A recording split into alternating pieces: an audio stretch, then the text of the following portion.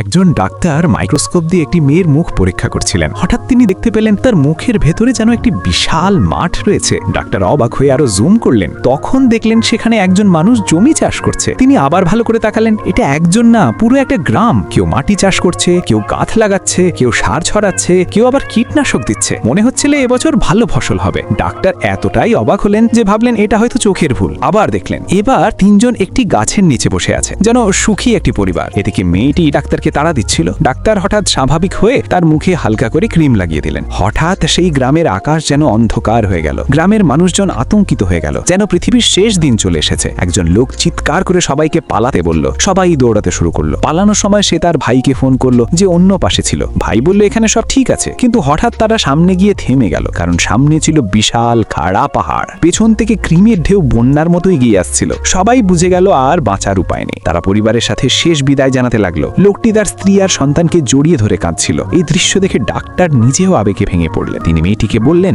তোমার মুখ একদম পরিষ্কার, আর কিচ্ছু করার দরকার নেই। এখন প্রশ্ন হলো, আপনি যদি ওই ডাক্তার হতেন তাহলে কি করতেন?